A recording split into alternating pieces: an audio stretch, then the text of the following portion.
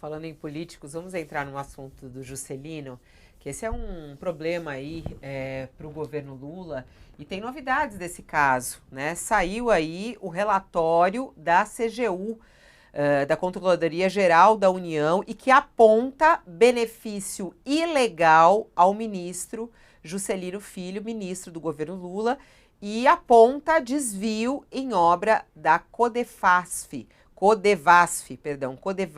Segundo a GCU, Juscelino Filho indicou emenda, quando deputado, para a pavimentação de estrada que beneficia sua família.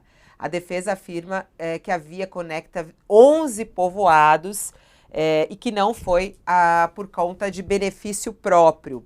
Mas não é o que afirma o relatório da Controladoria Geral da União, que diz que a pavimentação de 80% de uma estrada bancada com dinheiro de emenda parlamentar, ou seja, de dinheiro público, do então, na época, deputado Juscelino Filho, do União Brasil, beneficiaria somente propriedades do atual ministro das Comunicações do governo Lula e de seus familiares. Essa manifestação da CGU, a qual a Folha teve acesso, o jornal Folha de São Paulo teve acesso, é do início de março e reforça a suspeita da investigação que está em andamento pela Polícia Federal na Operação Odoacro, né? Juscelino atualmente é investigado pela PF por suspeita de integrar uma organização criminosa envolvida em desvios de dinheiro em obras da estatal na cidade de Vitorino Freire, que é comandada pela sua irmã, a Luana Rezende.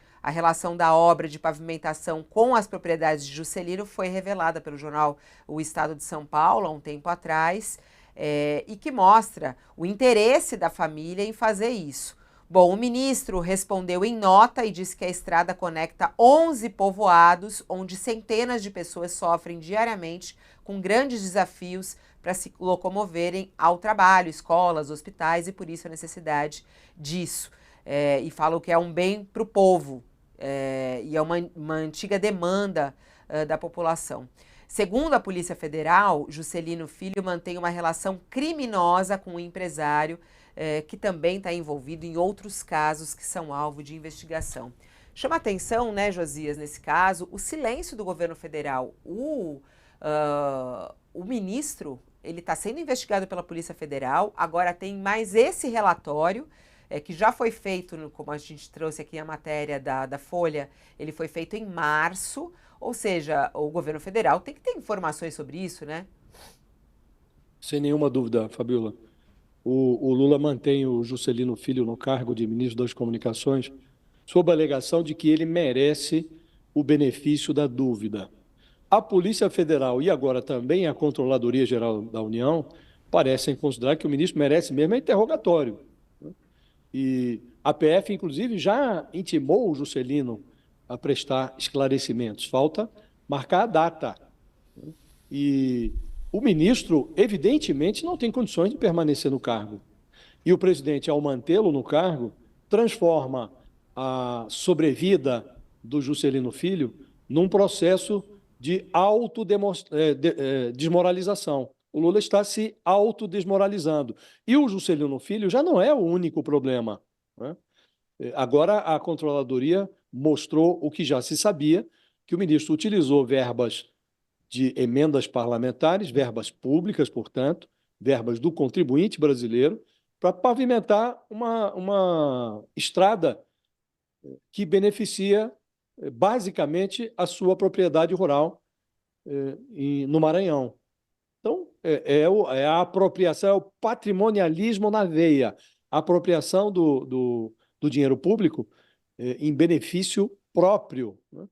E o Lula já tinha declarado que se o ministro não comprovasse a sua inocência, que ele precisaria deixar o governo. Não comprovou coisa nenhuma, continua no governo.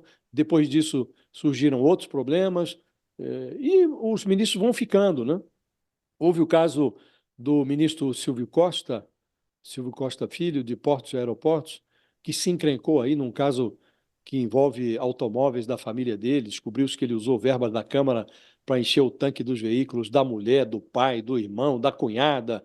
e o TCU está verificando o caso, e o ministro está lá, como se nada tivesse acontecendo em relação a ele, né? O André Fufuca, que é ministro dos Esportes, ele também botou lá, belisca verbas do orçamento, e é coisa do remanescente ainda da gestão Bolsonaro, verba do antigo orçamento secreto, e aí despejou milhões de reais na construção de um estádio de futebol, numa cidade em que não há futebol, não há nem time de futebol, é uma cidade que só tem interesse para o ministro, o Fufuca, porque é de onde ele tira votos. E o Lula vai mantendo esses ministros. E mais recentemente tivemos a acusação envolvendo o homem forte do governo, o ministro-chefe da Casa Civil, o petista Rui Costa. Tem uma delatora que acusa o Rui Costa de avalizar um negócio suspeito de 48 milhões de reais, quando ele governava lá a Bahia, né? Agora ele é chefe da Casa Civil. E também